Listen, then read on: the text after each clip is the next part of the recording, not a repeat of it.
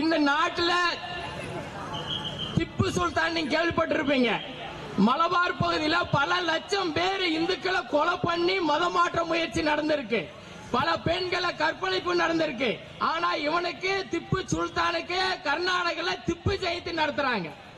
அந்த அளவுக்கு இந்த நாட்டுல இந்த நாட்டுடைய அடையாளத்தை அழிச்சவனுக்கு ஒரு சிறப்பு கொண்டாடுறாங்கன்னா இந்த நாட்டு மக்களும் அரசியல்வாதிகளும் எந்த அளவுக்கு சிறுபான்மை ஓட்டுக்காக பிச்சை ஓட்டுக்காக எந்த அளவுக்கு கையாந்துறான்னு பாத்தீங்க.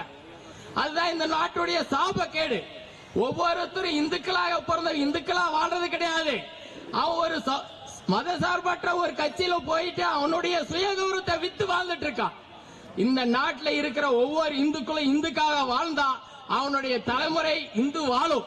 அவன் தேர்ந்தெடுக்கிற அரசியல்வாதி கூட இந்துவா இருப்பான். இவனே தேர்ந்தெடுக்கிற அரசியல்வாதிகளை தவறா தேர்ந்தெடுத்துட்டு நல்லது நடக்கல, கோயில் அடிக்கும் போது கோயில் அடிச்சுட்டான் மதம் மாத்திட்டான் கையாந்துறது முட்டாள்தனம். பக்தியை மட்டும் வளர்த்தா போதாது, சக்தி இருக்கணும். சிவன் சக்தி சேர்ந்தது போல இந்து மதத்தில் இருக்கிறவன் சாமி கும்பிட்றதுக்கு மட்டும் கோயில் போகும்போது பக்தியா போக கூடாது. உன்னை தேர்ந்தெடுக்கிற அரசியல்வாதி ஓட்டு சாவடிக்கு போகும்போது கூட நீ இந்துவா போனாதான் அடுத்த தலைமுறை இந்துவா இருப்பீங்க. நீங்க அடுத்த தலைமுறை இந்துவா இருக்கும். இந்த மாதிரி நம்ம நாட்டை அழைச்ச ஒவ்வொரு அந்நிய படையெடுப்புகளுக்கும் நம்ம தக்க பதிலடி கொடுக்கணும். அடுத்த தலைமுறையாவது இந்துவா இருக்கணும். இல்லைன்னா அடுத்த தலைமுறை இந்துவா இருக்காது. இந்த நாட்டில் தேவ பக்தியும் தேசபக்தியும் ஒரு கேள்விக்குறியா இருக்கு. ஒண்ணே இந்த புள்ளிங்களோட ஒரு குரூப் இருக்கு பாத்துப்பீங்க. இந்த மேல எல்லாம் பெயிண்ட் அடிச்சுட்டு கீழே முக்கா சட்டு அது மாதிரி போட்டிருப்பான். இதுல ஒருத்தன் சொல்றான், பால்வடி படிக்கும் போது வாங்கி கொடுத்த பூந்திய 8வது பாஸ் ஆயிட்டா எடுக்க வச்சேன் வாந்திய அப்படின்னு பாட்டு பாடுறான். எந்த அளவுக்கு மோசமாயிருக்கு தமிழ்நாட்டில்.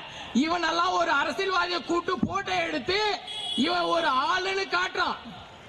அந்த அளவுக்கு தமிழ்நாட்டில் ஒரு இந்த மாதிரி புள்ளிங் குரூப் எல்லாம் சேர்ந்துட்டு பெண்களுக்கு பாதுகாப்பே கேள்விக்குறியாக்கிட்டு இருக்காங்க. இந்த மாதிரி குரூப்புக்கெல்லாம் ஒரு அடையாளமா இருக்கிறது இந்த திருமாவளவன். அதுல பாத்தீங்களா பகல்காம் தாக்குதல் நீங்க கேள்விப்பட்டிருப்பீங்க.